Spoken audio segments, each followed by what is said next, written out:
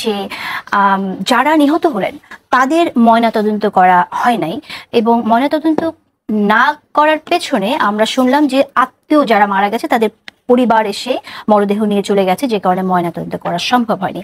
কিন্তু আমরা যারা ময়নাতদন্ত মানে নিহতের পরিবার থেকে বলা হয়েছে যে প্রশাসন বা এখানে যারা ছিলেন হসপিটালে কেউই তাদেরকে সহযোগিতা করে নাই, যে কারণে ময়নাতদন্ত করা সম্ভব হয়নি। না, আমরা যিনি এই গোপালগঞ্জ ডিস্ট্রিক্ট হাসপাতালের সুপারিনটেন্ডেন্ট মানে প্রধান, উনি কিন্তু 16 তারিখ রাতেই ডিসি কে, গোপালগঞ্জের ডিসি, গোপালগঞ্জ সদর থানার ওসি এবং গোপালগঞ্জের এসপি কে উনি চিঠি দিচ্ছেন। চিঠি দিয়ে জানিয়েছেন যে এই ফ্যামিলির ওদের লোকরা এসে জোরপূর্বক নিয়ে গেছে। এটা এমন না যে উনি আজকে এটা বলছেন, 16 তারিখে চিঠির কপি আমার কাছে আছে, ঠিক আছে।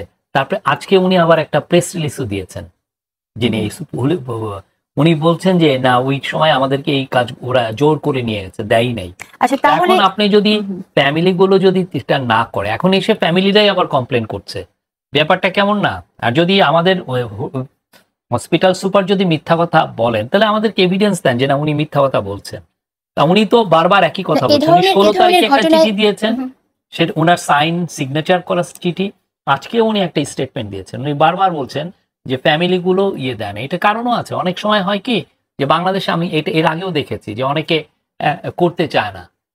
এটা করতে না চাওয়ার কারণ হচ্ছে ভাবে যে তাহলে আমরা লাশগুলো পেতে আমার দেরি হবে, বা অনেকে রিলিজিয়াস সেন্সিবিলিটির জন্য হতে পারে। কিন্তু এই ক্ষেত্রে যেহেতু তারা অভিযোগ করছে যে কেউ সহযোগিতা করেনি ময়নাতদন্তের জন্য, আপনি বলছেন যে এটা কন্ট্রাডিক্ট করছে উইথ দ্য রিয়ালিটি, তাহলে সেক্ষেত্রে তারা এই অভিযোগটা কেন করছে?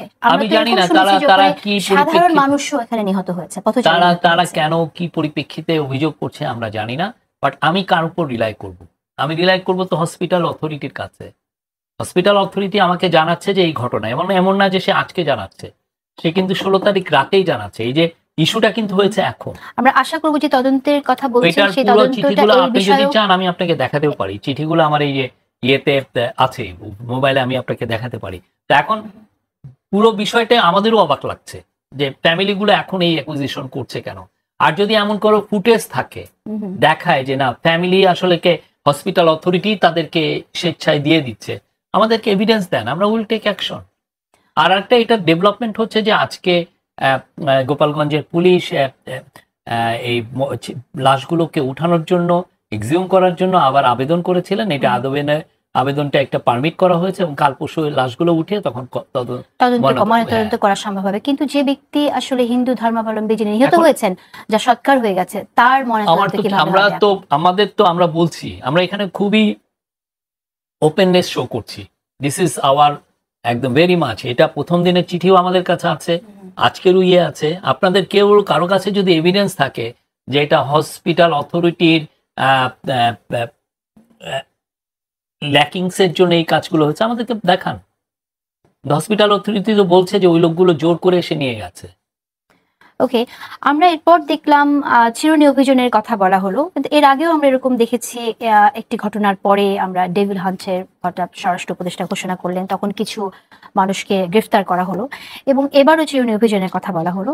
এখন এই চিরুনি অভিযানে চিরুনি কি ত্রুটিপূর্ণ কিনা যে আমরা 9 জন শিশুকে গ্রেফতার করা হয়েছে? এটা সব মিলে 282 জনকে অ্যারেস্ট করা হয়েছে। 282 জন অ্যারেস্ট অনেক মনে হচ্ছে, কিন্তু আপনার মনে আছে যে 28 অক্টোবর 2023-এ বিএনপির যখন ভন্ডুল করে দেওয়া হলো, তারপরে কতজনকে অ্যারেস্ট করা হয়েছে? 25,000 লোককে অ্যারেস্ট করা হয়েছে কয়েকদিনে। আমি ওইটাকে দিয়ে এইটাকে আমি জাস্টিফাই করছি না। আমাদের কথা হচ্ছে যে পুলিশ যাদের এগেইনস্টে সুনির্দিষ্ট স্পেসিফিক অভিযোগ পাচ্ছে তাদেরকে অ্যারেস্ট করছে। ঠিক আছে, তাই যদি হয় তাহলে 9 জন শিশুকে কেন অ্যারেস্ট করা হলো? 9 জন শিশু এখানে ছিল। আমাদের তো অনেক 16-17 বছরের ছেলেরাও তো অনেক সময় এগুলোতে যায়, তারা ছিল, দে অ্যাক্টিভলি পার্টিসিপেট। তো শিশুদের জন্য তো এখন আমাদের কিশোর গ্যাং নাই বাংলাদেশে, আছে তো। শিশুদের জন্য যেটা হয়েছে যে তাদেরকে আমি যেটা শুনেছি, আমি এটাকে আবার রিকনফার্ম হতে হবে যে সেফ হোমে পাঠানো হয়েছে। তাদেরকে প্রিজনে না যেয়ে তাদেরকে সেফ হোমে পাঠানো হয়েছে। আমরা চাই না কোন একটাই শিশু অ্যারেস্ট হোক, কিন্তু কথা হচ্ছে যে যদি শিশু যদি এটা ইনভলভ হয় সেক্ষেত্রে আপনি কি করবেন, what you are going to do? এই জায়গাটা খুবই মানে ইথিক্যাল একটা বিষয়। আচ্ছা, অপরাধ প্রবণতা বেড়ে গেছে বলে অনেকেই বলছেন, কিন্তু আপনিও জানেন, এবং এক্ষেত্রে একটা বিবৃতিও আপনারা দিয়েছেন যে পরিসংখ্যানে বড় ধরনের অপরাধে দ্রুত বাড়ার কোনো লক্ষণ নেই, এটা আপনি বলছেন। কিন্তু আমরা দেখলাম যে গত 10 মাসে 3554 জন খুন হয়েছে। এরপর আমরা কি করে বলবো যে অপরাধ বাড়ছে না? আপনি গত 10 মাসে যা হয়েছে আপনি ওই একই সময় গত বছরে 10 মাসে দেখেন। আচ্ছা, যদি আমি Compare গত করেন। বছরের টাইমের সাথে যদি আমি কম্পেয়ার করি, হ্যাঁ, তবুও কিন্তু আমরা দেখতে পাই যে এরকম, যেমন আমি 2024 সালের জানুয়ারি থেকে জুন পর্যন্ত যে যত মানুষ খুন হয়েছে, চলতি বছরের 6 মাসে কিন্তু তার থেকে 387 জন এটার বেশি খুন কারণটা হয়েছে। হচ্ছে এটা পুলিশ সদর দপ্তরের এটার কারণটা পরিসংখ্যান। আমি বলছি, এটার কিছু কিছু খুন এর মামলা, এগুলো তো আসলে মামলার উপরে হয়। কিছু কিছু ক্ষেত্রে এই খুনের মামলাগুলো এটা হচ্ছে 12-13 বছরের আগের খুনের মামলাও এখন দেওয়া হচ্ছে, যেটা হাসিনার আমলে অনেকের খুনের মামলা দেওয়া সম্ভব হয় নাই। শাপলার হত্যাকাণ্ড ধরেন, ওইখানে অনেকে তাদের যে পরিজন যে নিহত হয়েছেন ওই সময় খুনের মামলাই দিতে পারে। এটা কিন্তু খুনের সংখ্যা বলছে, খুনের খুনের মামলার কথা সংখ্যাটা কিন্তু আপনি বলা হচ্ছে নির্ধারণ না। কেমনে করেন খুনের মামলা দিয়ে? আমার মনে হয় যে এই সময়ে যত মানুষ খুন হয়েছে সেটার কথা এখানে না, উল্লেখ করা এটা হচ্ছে। আপনি আপনি যত আপনি মামলা আপনি দায়ের একটা গত হয়েছে বছরের ঠিক আপনি ইয়েতে এক্স্যাক্টলি। একটা ফিগার দেখেন সেপ্টেম্বরে, ওইখানে দেওয়া আছে। সেপ্টেম্বরে একটা ফিগার দেখবেন যে 583 না 500 কতজন। হ্যাঁ, ওই 583-তে আপনি দেখবেন এই এত খুন হওয়ার কারণ কি জানেন? জুলাই অগাস্টের যে খুনগুলো হয়েছিল শেখ হাসিনা করেছিল সেটার মামলাগুলো সেপ্টেম্বরে হয়েছে। ফলে ওই সময় আপনি অ্যাকচুয়াল খুন হয়েছিল 294 না এরকম সামথিং, কিন্তু এই বাকিগুলো হলো পুরনো মামলা।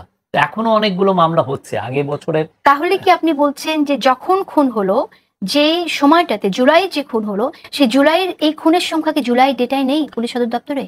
জুলাইয়ের খুনের মামলা না, সব নেই। ওকে, বিশেষ তাহলে করে জুলাইয়ের যখন যে খুনের সংখ্যা সেটা পুলিশ সদর দপ্তরে আমরা গভর্নমেন্টের পাচ্ছি না, আমরা পাচ্ছি যখন এটা মামলা দায়ের হচ্ছে না, তখন। জুলাইয়েরটা ওরা তো কিছু দিয়েছেই, কিন্তু কিছু কিছু ওরা তো হাইড করেছে, মামলা নেয়ই নাই। ঠিক আছে, সেই মামলাগুলো যারা হয়নি ওই মামলাগুলো কি হয়েছে, যেমন আমার ভাই মারা গেলেন ধরেন আপনি অগাস্টের 4 তারিখে, তা আমি তো মামলাটা করতে পারি নাই। আমি কি করলাম, আমি ওয়েট করলাম যে নতুন গভর্নমেন্ট এসছে, আমি সেই সময় আমি যে মামলাটা আমি দেওয়া শুরু করলাম। তাহলে পুলিশ সদর দপ্তরটি ইন্টারেস্টিং ইনফরমেশন। তার মানে হচ্ছে পুলিশ সদর দপ্তর একটি খুন যখন হয়, সে ফর এক্সাম্পল অগস্টের 4 তারিখে একজন মানুষ খুন হলো, পত্রিকায় প্রকাশিত হলো এবং পুলিশের কাছে ইনফরমেশনও গেল, এটা কিন্তু পুলিশ এটা কারণ হচ্ছে পুলিশ এটা লক করছে না, পুলিশ লক করছে যখন এটা মামলা দায়ের হচ্ছে। আপনি বুঝতে ভুল আমি বোঝার করেছেন। চেষ্টা করছি। এটা হচ্ছে যে গভর্নমেন্ট যখন খুন করে, পুলিশ যখন খুন করে, পুলিশ তো ওই কেসটা নিতে চায় না। ওকে, তখন আপনি বাংলাদেশের আমি যেই ট্রেন্ড, আমি 50 বছরের বাংলাদেশের মার্ডারের ট্রেন্ডের উপরে আমার একটু আমি দেখেছি। বাংলাদেশের মার্ডার ওই বছর বেশি বাড়ে যে বছর পুলিশ বেশি খুন করে। আপনি 2018-তে দেখবেন সে বছর 464টা এক্সট্রা জুডিশিয়াল কিলিং হয়েছিল। আচ্ছা, তাহলে যদি আমি ধর্ষণ নিয়ে কথা বলি, কি বলবেন আপনি? ধর্ষণ গত বছর সেপ্টেম্বরে ছিল 390, জুনে 492। আপনি গত বছর ধরেন, আপনি পুরো আমরা 5.5 বছরের ডেটা দিয়েছি, আপনি দেখেন। আমার সামনে যেটা আছে এই সময়টাতে যেটা আছে, আমি সেপ্টেম্বরে 2024-এ আমি কথা বলছি, সেপ্টেম্বরে 2024-এ ছিল 390, সেটি এখন বেড়ে এই জুনে ছিল 492। আমি তো বলছি এটা আপ অ্যান্ড ডাউন হয়, হ্যাঁ, কিন্তু আপনি যদি ওভারঅল আপনি ট্রেন্ড দেখেন এইটার ক্ষেত্রে দেখবেন যে ধর্ষণ 4-5 বছর আগে বেশি ছিল, এখন একটু কম। আচ্ছা, ওকে, আমরা ট্রেন্ডটাও যদি লক্ষ্য করি তাহলে দেখেন 2025-এর জানুয়ারিতে 294 জন খুন হয়েছেন এবং সেটা ফেব্রুয়ারিতে এসে 300 হলো, 316, 338 এবং জুনে দেখা গেল 344।